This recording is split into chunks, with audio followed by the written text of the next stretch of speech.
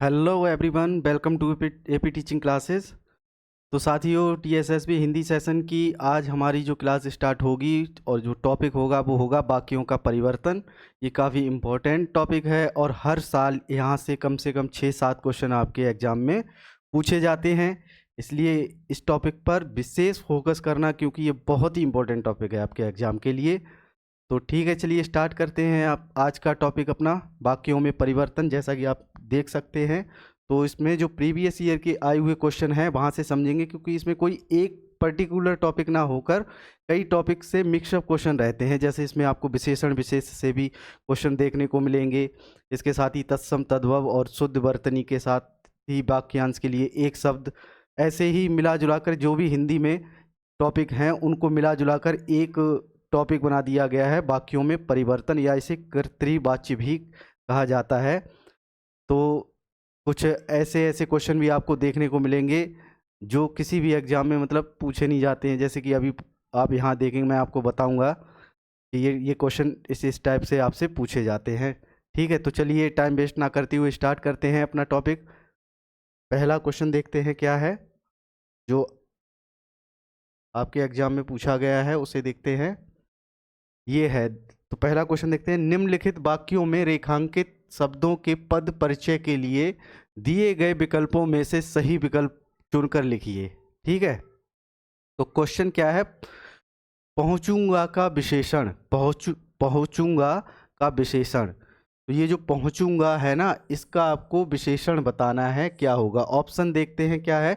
ये आपसे DSSB special education शिक्षक परीक्षा में आपसे पूछा गया है। इस टाइप के क्वेश्चन आपको एग्जाम में देखने को मिलेंगे। ठीक है, तो देखते हैं क्या है ऑप्शन, किस टाइप का क्वेश्चन है ये। पहुंचूंगा का विशेषण आपको बताना है। क्रिया विशेषण, रीतिवाचक पहुंचूंगा का विशेषण, क्रिया विशेषण, स्थानवाचक पहुंचूंगा का विशेषण। ऑप्शन तीसरा क्या है कि क्रिया विशेषण कालवाचक पहुंचूंगा का विशेषण, और क्रिया विशेषण परिमाणवाचक पहुंचूंगा का विशेषण। ठीक है, तो ये ऑप्शन थे जो मैंने आपको यहाँ पर डिस्कस कराए थे। अब आपको इन ऑप्शन में से इसका आंसर देखना है। ठीक है, तो पहुंचूंगा का विशेषण ये क्या है कि पहुंचूंगा ये रीतिवाचक क्रिया विशेषण होता है। रीतिवाचक क्रिया विशेषण, रीतिवाचक क्रिया विशेषण वो विशेषण होते हैं। रीतिवाचक जो क्रिया विशेषण होता है उसमें क्रिया के कार्य करने के तरीके का बोध बताया जाता है। कार्य या रीति या जो तरीका या ढंग उसे कह सकते हैं। उस संज्ञा या सर्वनाम की क्रिया की कार्य करने के तरीके को बताता है। ठीक, उसे रीतिवाचक कहा जाता है। तो याद रखना, ये क्या होता है रीतिवाचक? ये निश्चय या अनिश्चय या अवश्य, इस टाइप के इसके एग्जाम्पल है। निश्चय, अनिश्चय। अब निश्चय, निश्चय और अनिश्चय। ठीक है, अनिश्चय, जैसे कि अनिश्चय में निषेध, इसके साथ ही निषेध। ठीक है, अभी देखते हैं निश्चय। जैसे अवश्य यहाँ पर दिया गया है, अवश्य ये क्या है? अवश्य ये निश्चयवाचक निश्चय रीतिवाचक क्रिया विशेषण है। ठीक है, अवश्य जो है वो निश्चय रीतिवाचक क्रिया विशेषण है। अब आप यहाँ समझ चुके ही होंगे कि इसका आंसर क्या होगा। तो इसके कुछ एग्जाम्पल भी देख लेते हैं। जैसे आप धीरे धीरे, इस टाइप से, जैसे धीरे धीरे हो गया, या धीरे धीरे हो गया जैसा। ठीक है, जो तरीके का बोध कराए, यहाँ पर भी आपको क्रिया विशेषण में तरीका, कार्य करने का तरीका का बोध हो तो वो रीतिवाचक क्रिया विशेषण होते हैं। जैसे कि धीरे धीरे, धीरे। ठीक है, जैसा, इस टाइप के अगर आपको मिल जाए तो वो रीतिवाचक क्रिया विशेषण कहलाता है। ठीक है, तो इसमें क्या है? पहुंचूंगा, तो ये रीतिवाचक क्रिया विशेषण की निश्चितता का बोध कराता है। तो क्रिया विशेषण है ये, कैसा है? रीतिवाचक है, और पहुंचूंगा का विशेषण है। तो यही आपका सही आंसर होगा, ऑप्शन नंबर 1। चलिए अगला क्वेश्चन देखते हैं। निम्नलिखित वाक्यों में रेखांकित शब्दों के पद परिचय के लिए दिए गए विकल्पों में से सही विकल्प चुनकर लिखिए। मैं पुस्तक पढ़ता हूँ, मैं पुस्तक पढ़ता हूँ, ये आपको देखना है। ठीक है, तो मैं पुस्तक पढ़ता हूँ, इसमें जो पुस्तक है ना, उसके बारे में आपको बताना है। ये जो अंडरलाइन है ये यहाँ पर गलत कर दी गई है, बस पुस्तक पर अंडरलाइन था। इसमें पुस्तक के बारे में आपको बताना है कि वो कैसा शब्द है। ठीक है, क्या ये ऑप्शन क्या है? पहला ऑप्शन बता रहा है व्यक्तिवाचक संज्ञा एक वचन पुल्लिंग। ठीक है, जातिवाचक संज्ञा एक वचन स्त्रीलिंग, व्यक्तिवाचक संज्ञा एक वचन स्त्रीलिंग और जातिवाचक संज्ञा एक वचन पुल्लिंग। ठीक है, तो पुस्तक कैसा शब्द है? तो पुस्तक क्या है? पुस्तक एक जातिवाचक संज्ञा है। साथ ही कैसी है पुस्तक? अगर पुस्तकें होता तो ये बहुवचन होता, क्योंकि यहाँ चर्चा एक पुस्तक की हो रही है तो ये क्या होगा? एक वचन होगा। साथ ही ये क्या है? पुस्तक पढ़ी, मैंने पुस्तक पढ़ी, तो पुस्तक कैसा शब्द है? एक स्त्रीलिंग शब्द है। पुस्तक एक स्त्रीलिंग शब्द है, तो इसका सही आंसर क्या होगा? इसका सही आंसर होगा ऑप्शन नंबर 2। पुस्तक एक जातिवाचक संज्ञा है, साथ ही ये एक वचन है और स्त्रीलिंग शब्द है। ठीक, तो इस टाइप के भी क्वेश्चन आपके एग्जाम में पूछे जाते रहे हैं और आगे भी पूछे जाने के चांस हमेशा बने रहेंगे। ठीक है, अगला क्वेश्चन देखते हैं। निम्नलिखित वाक्यों में रेखांकित शब्दों के पद परिचय के लिए दिए गए विकल्पों में से सही विकल्प चुनकर लिखिए। उसने ऊंचा महल देखा। क्वेश्चन क्या है? क्वेश्चन पूछा गया है उसने ऊंचा महल देखा। इसमें आपको ऊंचा शब्द जो ये उसने, इस पे अंडरलाइन, यहाँ अंडरलाइन जो होगा वो ऊंचा वर्ड पे होगा, तो इसीलिए मैंने इसको हाईलाइट कर दिया है। ठीक है, ऊंचा के बारे में आपको बताना कि ऊंचा शब्द किस टाइप का है। ठीक है, तो ऑप्शन देखते हैं। पहला ऑप्शन है विशेषण, गुणवाचक, पुल्लिंग और एक वचन। जो पहला क्वेश्चन हमने इससे पहले किया था बिल्कुल उससे ही मिलता जुलता क्वेश्चन है ये। विशेषण परिमाणवाचक स्त्रीलिंग और एक वचन, विशेषण संख्यावाचक पुल्लिंग और एक वचन, विशेषण सार्वनामिक स्त्रीलिंग और एक वचन। ठीक है, अब ये बताना है आपको उसने ऊंचा महल देखा, इसमें ऊंचा शब्द क्या है? तो ऊंचा शब्द क्या है आप क्वेश्चन से देख सकते हैं कि उसने ऊंचा महल देखा, तो महल क्या है? महल विशेष्य है। विशेष्य का मतलब होता है, विशेष एक तरह से कह सकते हैं वे शब्द जिसकी विशेषता बताता है। ठीक है, जैसे कि ये कोई संज्ञा, सर्वनाम या क्रिया भी हो सकता है। ठीक है, तो ये महल क्या है? महल एक विशेष्य है जिसकी विशेषता क्या है? ऊंचा। ठीक है, तो ऊंचा क्या हो गया? तो ऊंचा महल की विशेषता है, तो ये विशेषण है। तो विशेषण है, पहला ही क्या होगा? विशेषण है। इसमें भी विशेषण दिया, इसमें भी और इसमें भी। ठीक है, अब देखते हैं ये विशेषण किस टाइप का है।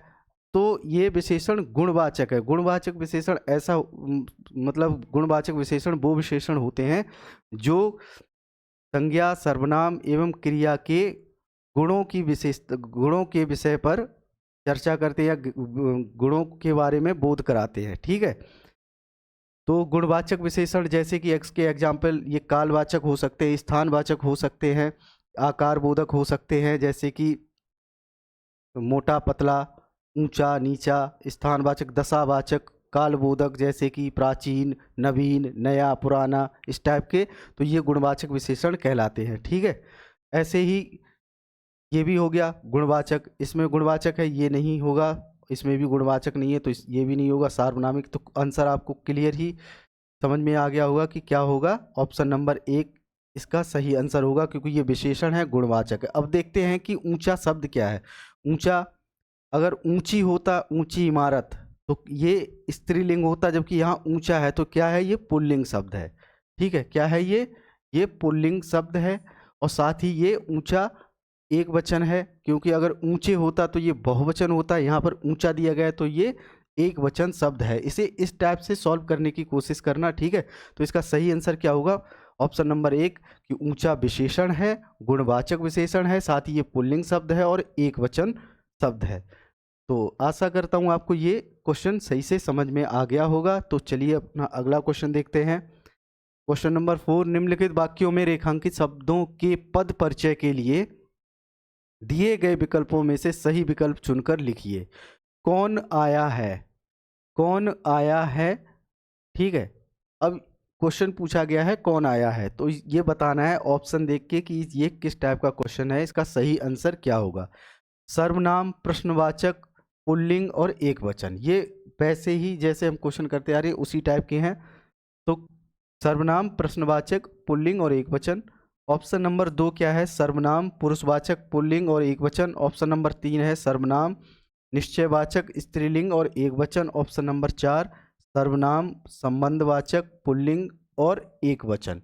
तो इस टाइप के ये ऑप्शन आपने देखा किस किस टाइप से पूछे गए हैं, आपको बताना है कि कौन आया है का सही आंसर क्या होगा। तो कौन क्या है, कौन जो है वो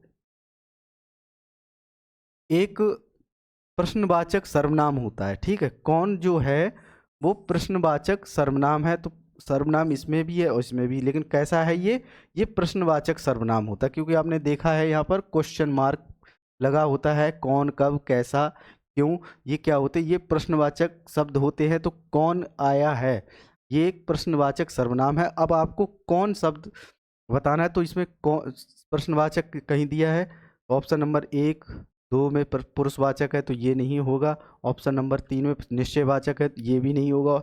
ऑप्शन नंबर 4 जो है संबंधवाचक, तो ये भी नहीं। आंसर क्या होगा, 1, ठीक है। ऑप्शन नंबर 1 इसका सही आंसर होगा कि कौन आया है, सर्वनाम जो है वो प्रश्नवाचक है। साथ ही कौन शब्द का आगे देखिए आया है, तो यहाँ से पता चलता है कौन एक पुल्लिंग व्यक्ति के लिए यूज किया गया है, किसके लिए, एक पुरुष के लिए। अगर यहाँ होता कौन आई है, ठीक है, तो क्या होता है स्त्रीलिंग, ठीक है। तो ये पुल्लिंग और साथ ही आया बताया गया है, आया है, ठीक है, आया है। अगर आए हैं तो ये क्या होता, बहुवचन होता, लेकिन यहाँ पर आया है तो क्या है, ये एक वचन। तो आप समझ गए होंगे कि ये इसका सही आंसर क्या है, ऑप्शन नंबर 1 कौन आया है में क्या है, प्रश्नवाचक सर्वनाम है, साथ ही ये एक पुल्लिंग और एक वचन शब्द है। क्वेश्चन नंबर 5 देखते हैं, जिस वाक्य में एक सरल वाक्य के अलावा अन्य उपवाक्य आश्रित होकर आए तो वह क्या कहलाता है, ठीक है। जिस वाक्य में एक सरल वाक्य के अलावा अन्य उपवाक्य आश्रित होकर आए कहते हैं। ऑप्शन क्या है, संयुक्त वाक्य, साधारण वाक्य, मिश्र वाक्य या सरल वाक्य। तो ऐसे वाक्य हमेशा क्या कहलाते हैं, ये मिश्र वाक्य कहलाते हैं, ठीक है। जिसमें क्या हो, एक सरल वाक्य के अलावा अन्य उपवाक्य आश्रित होकर आते हैं तो वह मिश्र वाक्य कहलाता है। ये DSSB स्पेशल एजुकेशन शिक्षक परीक्षा में आपसे पूछा गया है ये क्वेश्चन। चलिए अगला क्वेश्चन देखते हैं। जो अव्यय शब्द दो पदों, पदबंधों या उपवाक्यों को जोड़ने का कार्य करते हैं उन्हें कहा जाता है। मतलब ऐसे अव्यय शब्द, अव्यय मतलब से, जो से, में, इस टाइप के जो शब्द होते हैं उन्हें, मतलब जो दो पदों, पदबंधों या उपवाक्यों को जोड़ने का कार्य करते हैं उन्हें क्या कहा जाता है, क्रिया विशेषण, समुच्चय बोधक, संबंध बोधक या विस्मय आदि बोधक, ठीक है। तो क्रिया विशेषण तो मैंने अभी आपको बताया था, जो क्रिया की विशेषता बताते हैं उन्हें क्रिया विशेषण शब्द कहा जाता है, ठीक है, जो अभी हमने पहला क्वेश्चन किया था। अगला है समुच्चय बोधक और संबंध बोधक और विस्मय आदि बोधक। विस्मय आदि बोधक शब्द क्या होते हैं, जहाँ पर ये एक्सक्लेमेटरी इंग्लिश में इन्हें बोला जाता है, ऐसे होते जैसे अरे, आह, ऐसे शब्द यूज होते हैं, जैसे अरे, अरे, आह, इस टाइप के शब्द जब स्टार्टिंग में यूज होते हैं वाक्य के तो उन्हें विस्मय आदि बोधक शब्द कहा जाता है। तो इस क्वेश्चन का जो सही आंसर होगा वो होगा समुच्चय बोधक शब्द। क्या होगा, जो अव्यय शब्द दो पदों, पदबंधों या उपवाक्यों को जोड़ने का कार्य करते हैं उन्हें समुच्चय बोधक शब्द कहा जाता है। क्या कहा जाता है, उन्हें समुच्चय बोधक शब्द कहा जाता है। अगला क्वेश्चन देखते हैं। अगला क्वेश्चन, प्रिय विशेषण के साथ प्रयुक्त होने वाली संज्ञा नहीं है। मतलब जो प्रिय विशेषण है कि ये मेरा प्रिय सब विषय है, जो प्रिय विशेषण, प्रिय क्या है, एक विशेषण है, इसके साथ प्रयुक्त होने वाली संज्ञा नहीं है। तो कौन सी संज्ञा है जो प्रिय के साथ प्रयुक्त नहीं हो सकती, तो ऐसे इसके साथ देख लीजिए, मेरा प्रिय विषय है, ये हो सकता है, प्रिय कवि हो सकता है, प्रिय मित्र हो सकता है, लेकिन प्रिय बैरी नहीं हो सकता है, क्योंकि बैरी का अर्थ क्या होता है? दुश्मन या शत्रु। बैरी का अर्थ क्या होता है? शत्रु। तो प्रिय शत्रु, शत्रु प्रिय कभी नहीं होता है, ठीक है। तो प्रिय कैसा शब्द है? तो इसका सही आंसर क्या होगा? Option number 4। तो प्रिय विशेषण के साथ कौन सी संज्ञा प्रयुक्त नहीं हो सकती? तो वो होगी बैरी। बैरी का अर्थ होता है शत्रु या दुश्मन, या इंग्लिश में से एनिमी भी कहा जाता है, ठीक है, शत्रु। तो चलिए अगला क्वेश्चन देखते हैं, क्वेश्चन नंबर 8। निम्नलिखित वाक्यों में से किस वाक्य में सर्वनाम का अशुद्ध प्रयोग हुआ है? यहाँ आपको बताना है कि सर्वनाम का कौन से वाक्य में इनमें से अशुद्ध प्रयोग हुआ है। वह स्वयं यहाँ नहीं आना चाहती, ठीक है, वह स्वयं यहाँ नहीं आना चाहती, ये निजवाचक सर्वनाम है, बिल्कुल ठीक है। आपके आग्रह पर मैं दिल्ली जा रहा हूँ, ठीक है, आपके आग्रह पर मैं दिल्ली जा रहा हूँ, ये भी सही है। मैं तेरे को एक घड़ी दूंगा और मुझे इस बैठक की सूचना नहीं थी, मुझे इस बैठक की सूचना नहीं थी, तो ये भी वाक्य सही है। लेकिन मैं तेरे को एक घड़ी दूंगा, ये गलत है, क्योंकि तेरे को के स्थान पर या तो तुम्हें या तुझे शब्द यूज होता तो ये सही होता। इसमें क्या है कि तेरे को एक घड़ी दूंगा, ये इस तेरे को का प्रयोग अनुचित रूप से किया गया है। अगला क्वेश्चन देखते हैं, किस कारक में सर्वनाम शब्दों का प्रयोग नहीं होता है? मतलब सर्वनाम शब्दों का प्रयोग किस कारक में नहीं होता है? कर्म कारक में, संबोधन कारक में, संप्रदान कारक में, या अपादान कारक में? तो इसमें से मतलब आपको बताना है कि कौन से कारक हैं जिनमें सर्वनाम शब्दों का प्रयोग नहीं होता है। तो ऑप्शन नंबर 2 संबोधन कारक में प्रयोग नहीं होता है। तो ऑप्शन नंबर 2 संबोधन कारक में सर्वनाम शब्दों का प्रयोग नहीं होता है। जो किसी के संबोधन के लिए प्रयोग किए जाने वाले शब्द होते हैं उनमें सर्वनाम का प्रयोग नहीं होता है। अगला क्वेश्चन देखते हैं, निम्नलिखित वाक्यों में से कौन सी क्रिया अनुकरणात्मक नहीं है? अनुकरणात्मक नहीं है, ठीक है, जो किसी का अनुकरण करती हो ऐसी क्रिया आपको बताना है। जैसे कि फड़फड़ाना, झुठलाना, मिमियाना और हिनहिनाना, ठीक है।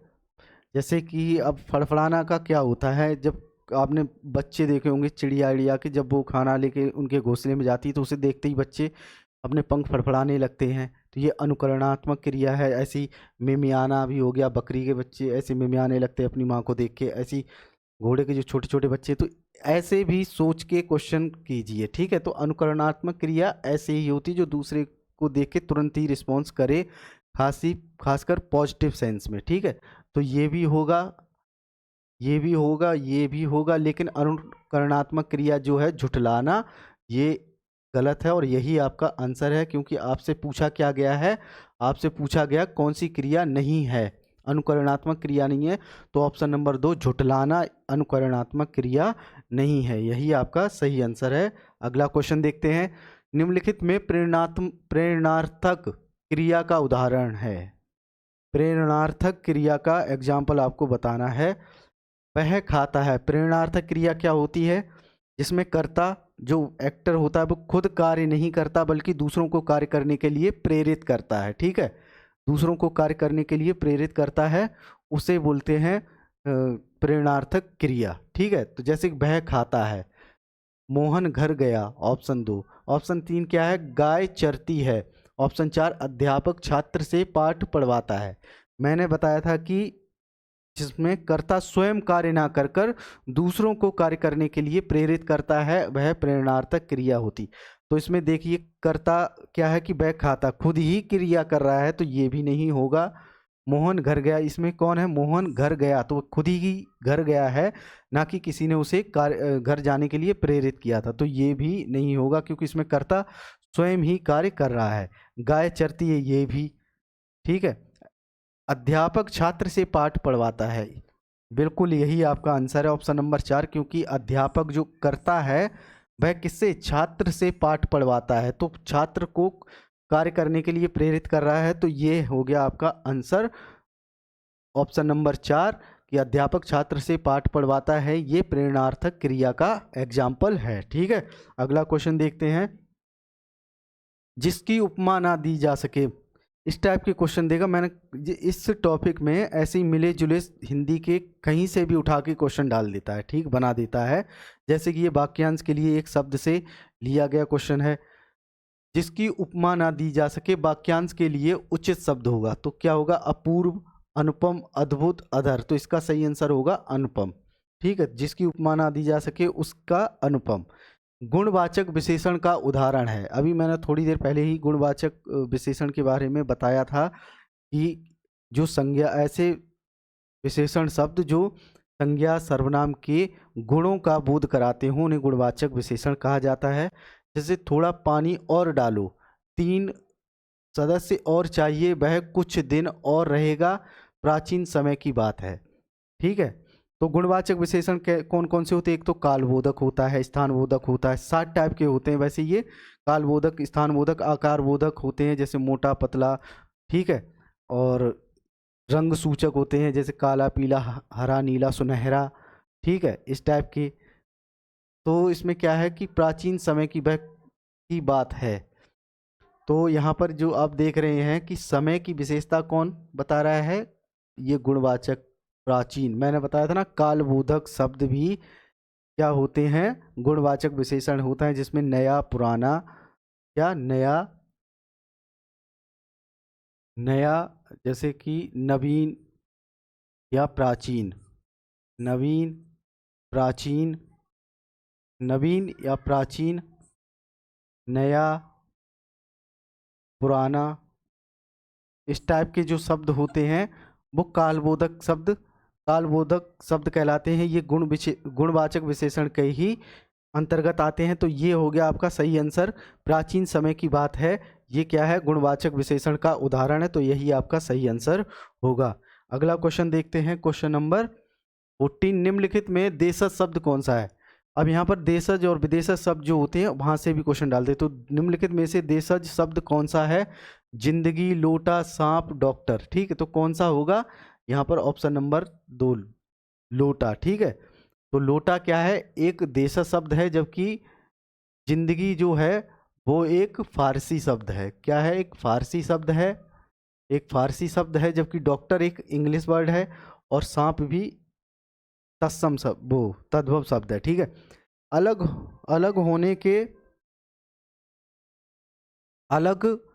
होने के युग में कौन सा कारक प्रयोग होता है? अलग होने के योग में कौन सा कारक प्रयोग होता है? ठीक है, कर्म कारक, अपादान कारक, करण कारक या संबंध कारक। तो अलग होने के योग में कौन सा कारक प्रयोग होता है? तो ये होगा अपादान कारक। ये इसका सही आंसर होगा अपादान कारक, क्योंकि आपको एक अपादान कारक वो होते हैं जो, जैसे कि पेड़ से पत्ता गिरता है तो ये पत्ता जो है वो पेड़ से अलग हो गया, तो ऐसे कारक जो हैं वो अपादान कारक कहलाते हैं। ठीक है, क्वेश्चन में पूछा गया अलग होने के योग में कौन सा कारक प्रयोग होता है, तो आंसर होगा 2, अपादान कारक। अगला देखते हैं क्वेश्चन, अनिश्चयवाचक भेद किसका होता है? अनिश्चयवाचक भेद किसका होता है?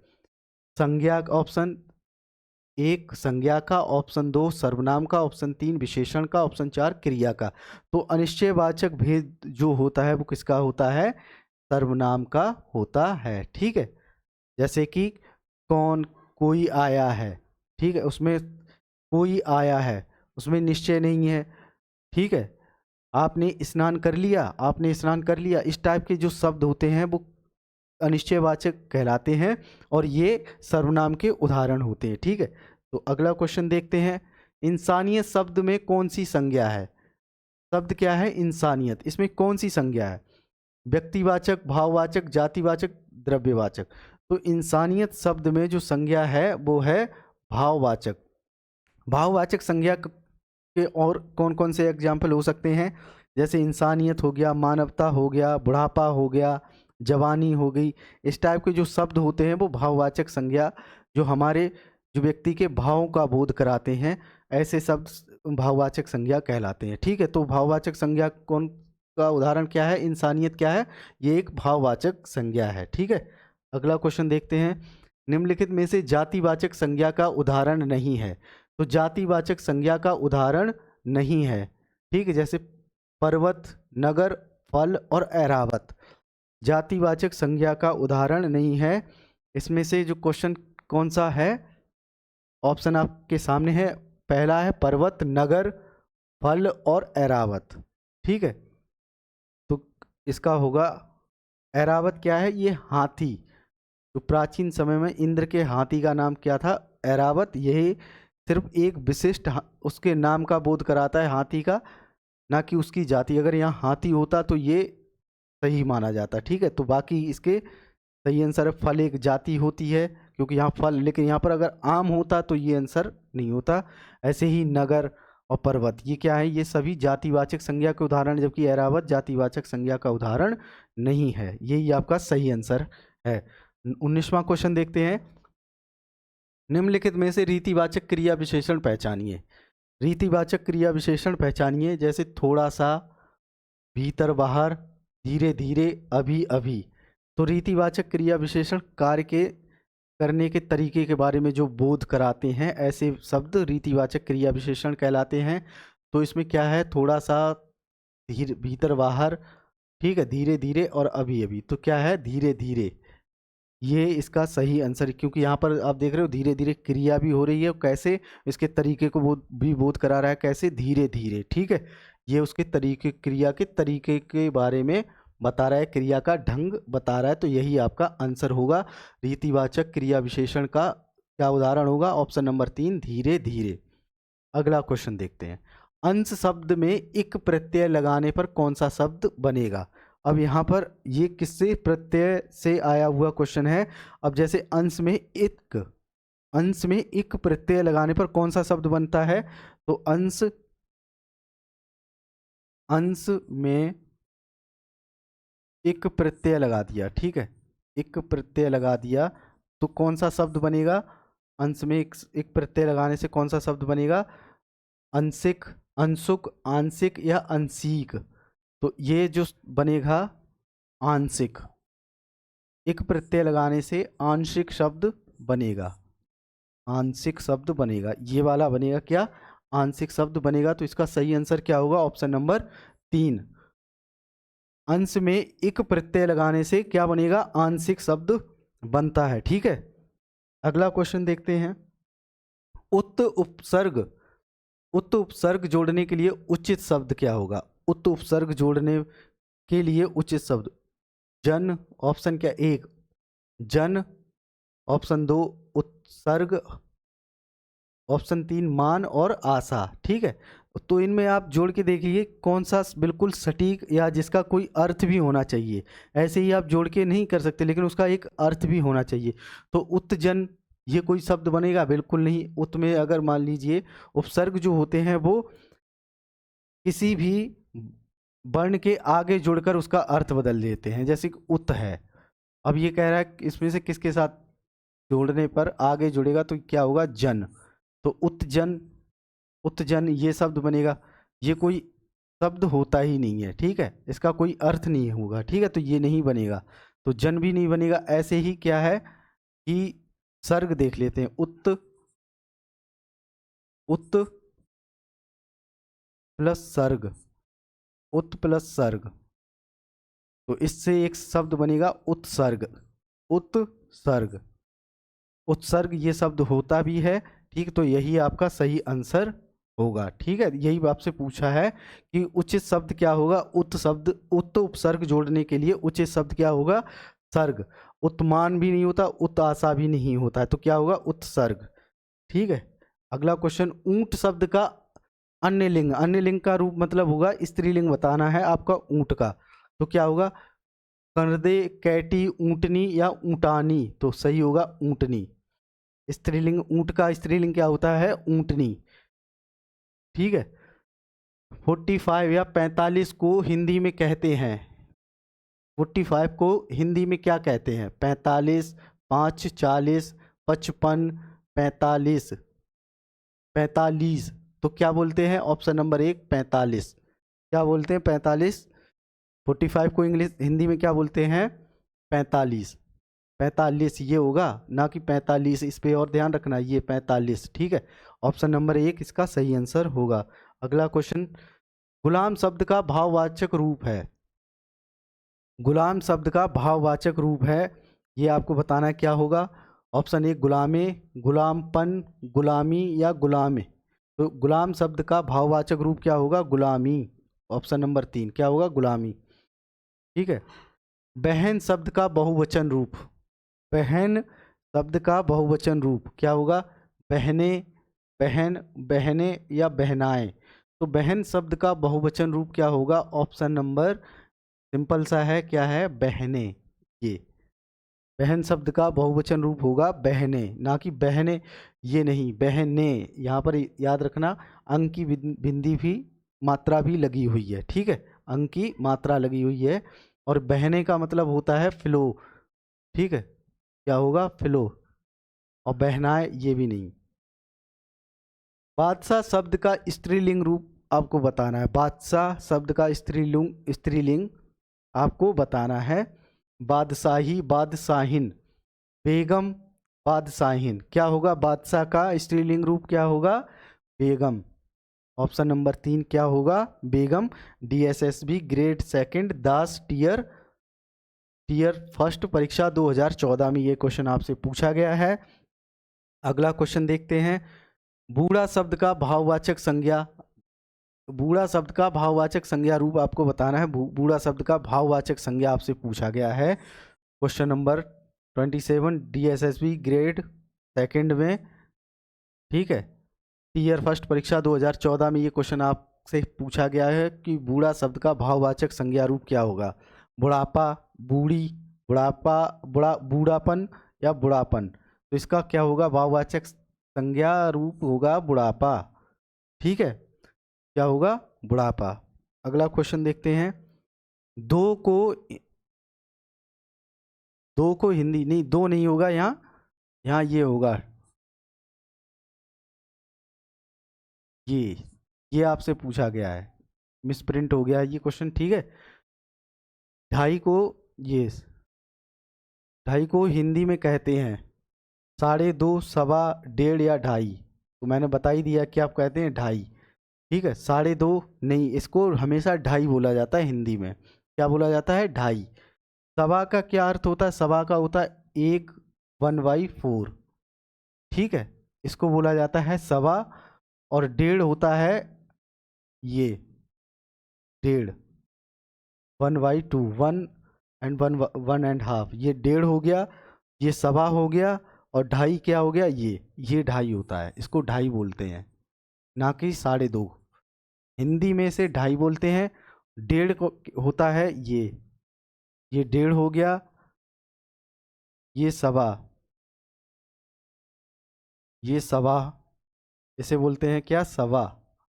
और इसे बोलते हैं डेढ़। याद रखना, ये क्वेश्चन आपसे एक क्वेश्चन आपसे पूछता ही है ये। ठीक है, तो चलिए अगला क्वेश्चन देखते हैं।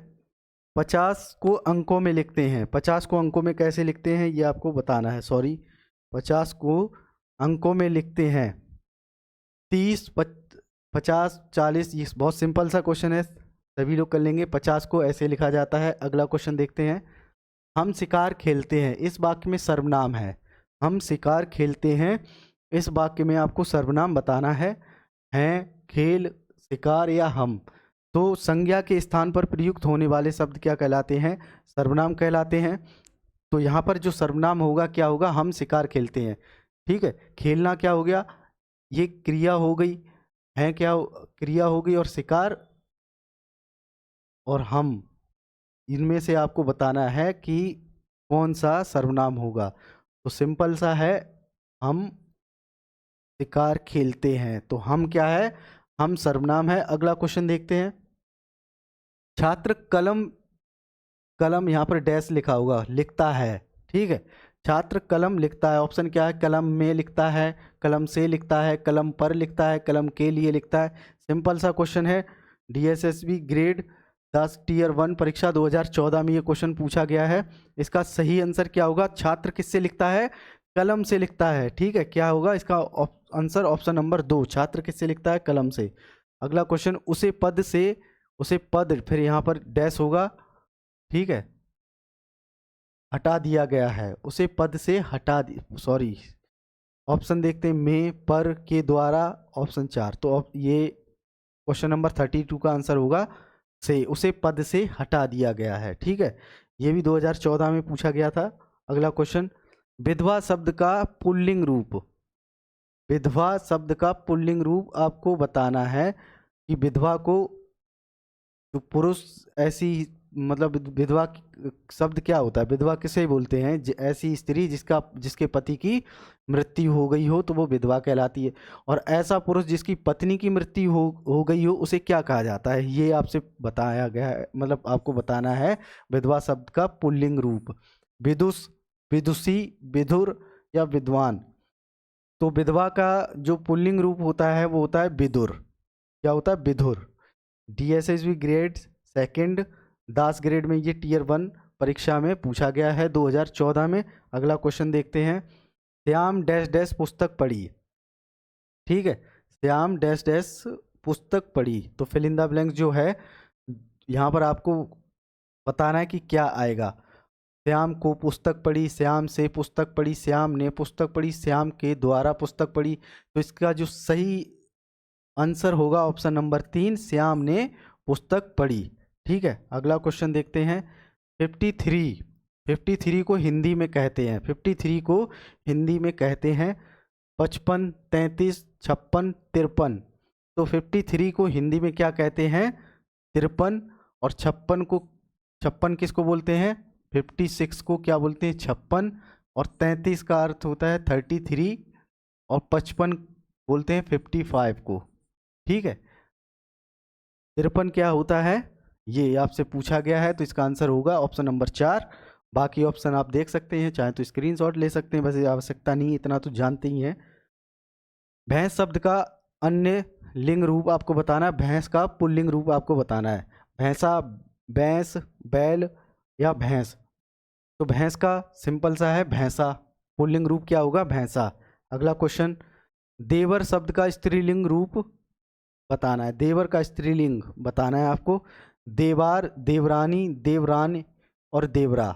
तो क्या होगा, देवरानी। ये वाला आंसर होगा आपका ऑप्शन नंबर 2 सही, ना कि ये वाला। देवरानी नहीं, बड़ी की मात्रा आती है, देवरानी। तो ऑप्शन नंबर 2, देवर का स्त्रीलिंग क्या होगा, देवरानी। ठीक है, अगला क्वेश्चन 38, 25 को हिंदी में कहते हैं 50, 55, 25 या 75। इसको क्या बोलते हैं, 25। ठीक है, 25 को हिंदी में क्या बोलते हैं, 25 बोलते हैं। 55, 55, 50, 50, 50 और 75 होता है 75। ठीक है, 75 क्या होता है, 75।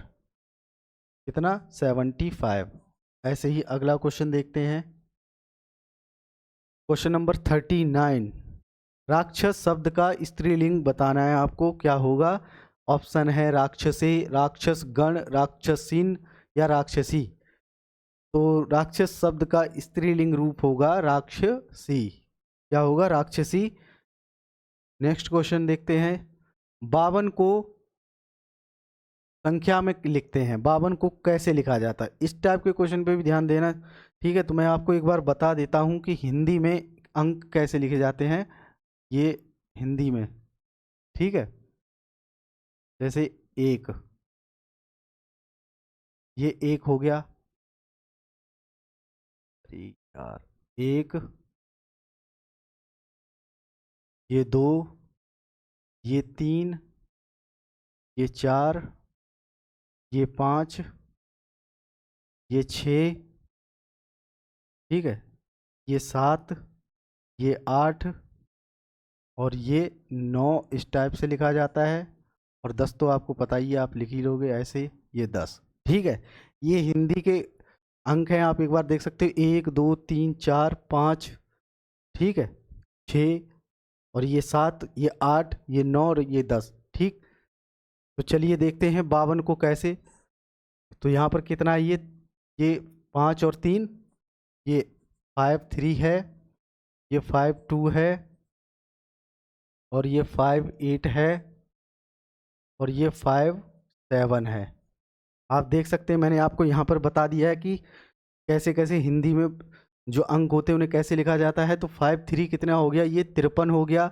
आपको पूछा गया 52, तो क्या होगा, ये क्वेश्चन नंबर ऑप्शन नंबर 2 आपका सही आंसर है। 52 को ऐसे लिखा जाता है, ये है 58 58, इसको 58 बोलते हैं, 58 58, ठीक है। और ये हो गया 57 57 57 57, और ये है 52, ये है 53, कितना 53 53। तो इस क्वेश्चन में पूछा गया है 52 को संख्या में कैसे लिखते हैं, तो ऐसे लिखते हैं 52, ये 5 है, यहाँ पर मैंने बताया 5 और ये 2, ठीक है। तो चलिए अगला क्वेश्चन देखते हैं। गाय शब्द का पुल्लिंग रूप आपको बताना है। गाय का पुल्लिंग शब्द क्या होगा, गाय, भैंस, बैल, भैंसा। तो गाय शब्द का पुल्लिंग रूप क्या होगा, गाय, भैंस, बैल, भैंसा, तो क्या होगा, बैल। गाय शब्द का पुल्लिंग होगा बैल, ठीक। अगला क्वेश्चन देखते हैं। साड़ी शब्द का बहुवचन, साड़ी शब्द का बहुवचन आपको प्लूरल इसका बताना है। सड़ियाँ, साड़ियाँ, साड़ी या साड़ियों। तो साड़ी शब्द का जो पुल्लिंग होगा वो नहीं, बहुवचन होगा, क्या होता है, सड़ियाँ बिल्कुल नहीं, साड़ी ये भी नहीं होगा, साड़ियों ये भी नहीं होगा, बल्कि साड़ियाँ। बहुवचन क्या होता है साड़ी का, साड़ियाँ। अगला क्वेश्चन देखते हैं। 43 शिष्य शब्द का स्त्रीलिंग रूप, शिष्य का स्त्रीलिंग रूप आपको बताना है। शिष्य का स्त्रीलिंग, शिष्या, शिष्य, शिक्षक, शिष्यी। तो इसका क्या होगा, ये यहाँ पर गलत यूज किया गया है, ये नहीं होगा। तो इसका शिष्य का स्त्रीलिंग होता है शिष्या, क्या, शिष्य का शिष्या, ठीक है। ऑप्शन नंबर 1 आपका सही आंसर है इसमें। अगला क्वेश्चन है, नीचे दिए गए शब्दों का बहुवचन लिखिए। अध्यापिका, अध्यापिका का आपको बहुवचन लिखना है। ऑप्शन क्या है, अध्यापिकाएं, अध्यापके, अध्यापिके या अध्यापकाए, अध्यापकाए, ठीक है। तो इसका सही आंसर सिंपल सा ये है, ऑप्शन नंबर 1 अध्यापिकाएं, यही आपका सही आंसर है। ये हेड कांस्टेबल पुरुष और फॉरेस्ट गार्ड परीक्षा 2014 में क्वेश्चन आपसे पूछा गया है। अगला क्वेश्चन देखते हैं। नीचे दिए गए शब्दों का बहुवचन रूप लिखिए। गुड़िया, गुड़िया का बहुवचन आपको बताना है। गुड़िए, गुड़ियाएँ, गुड़ियाँ या गुड़िया। तो गुड़िया का जो बहुवचन प्लूरल वर्ड क्या होगा, गुड़िया, ये होगी गुड़ियाँ, बहुत सारी गुड़ियाँ, ठीक है। ये भी फॉरेस्ट गार्ड परीक्षा 2014 में पूछा गया है। अगला क्वेश्चन है, नीचे दिए गए शब्दों का बहुवचन लिखना है आपको। बंदर का बहुवचन आपको बताना है। बंदरिया, बंदरी नहीं, इसमें बहुवचन नहीं होगा। नीचे दिए गए शब्द का स्त्री मतलब अन्य लिंग रूप आपको बताना है। बंदर का क्या होगा, बंदरिया, बंदरी, बंदरनी, बंदरानी। तो क्या होगा, बंदरिया। बंदर का स्त्रीलिंग रूप क्या होता है, बंदरिया, ठीक है। अगला क्वेश्चन देखते हैं। बंदर का स्त्रीलिंग रूप होता है बंदरिया। अगला क्वेश्चन क्या होगा, नीचे दिए गए शब्दों का बहुवचन रूप लिखिए। नीचे दिए गए शब्दों का बहुवचन रूप आपको बताना है, क्या होगा, ठीक है। पुजारी, पुजारी का बहुवचन, ठीक है। ये गलत क्वेश्चन पूछ टाइप हो गया है यहाँ पर। पुजारी का बहुवचन नहीं बल्कि अन्य लिंग रूप या स्त्रीलिंग आपको बताना है।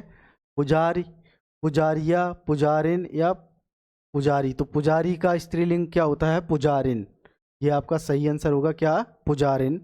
ये हेड कांस्टेबल और फॉरेस्ट गार्ड परीक्षा 2014 में आपसे पूछा गया है। पुजारी का स्त्रीलिंग रूप क्या होता है, पुजारिन, ठीक है। अगला क्वेश्चन देखते हैं। 48, क्वेश्चन नंबर 48। 55 को हिंदी में कहते हैं, क्या कहते हैं, 55 को हिंदी में क्या कहते हैं। 55, 50 और 50 पर 5 और 50पन। तो 55 को हिंदी में क्या बोलते हैं, अभी मैंने थोड़ी देर पहले ही बताया था, क्या बोलते हैं, 55, इसको 55 बोलते हैं, ठीक है। अगला क्वेश्चन देखते हैं। मास का विशेषण रूप है, मास, मास का अर्थ होता है मंथ, इंग्लिश में इसे बोलते हैं मंथ। आपको इसका विशेषण रूप बताना है कि मास का विशेषण रूप क्या होगा। मसीक, मास, मासिक या मासिका, क्या होगा इसका, मास का विशेषण मतलब ऐसा शब्द जो संज्ञा या सर्वनाम की विशेषता बताता हो, ठीक है। तो मास का विशेषण होता है मासिक, क्या होता है, मासिक, ठीक है। अगला क्वेश्चन देखते हैं। क्वेश्चन नंबर 50 शरीर शब्द का वचन बदलिए। ठीक है, शरीर शब्द का वचन, शरीर, शरीरे, शरीरों या शरीर। तो शरीर शब्द का बहुवचन आपको बताना है क्या होता है। बहुत सारे शरीर को क्या बोलेंगे? एक तो होता है शरीर, और बहुत सारे शरीर होते हैं उन्हें क्या बोलते हैं? शरीरों। क्या बोलते हैं? शरीरों। ठीक, क्या होता है? शरीरों। ऑप्शन नंबर 3 आपका सही आंसर होगा। ठीक है, तो दोस्तों आज की क्लास में बस इतना ही, और इसमें बहुत सारी मतलब इस टॉपिक से बहुत से क्वेश्चन हैं जिसकी हम पर डे इसका प्रैक्टिस करेंगे और देखेंगे किस किस टाइप से और क्वेश्चन आए हैं। अच्छे से पढ़िए, तब तक के लिए अपना ख्याल रखिए और खूब मेहनत कीजिए। ठीक है, मिलते हैं अगली क्लास में।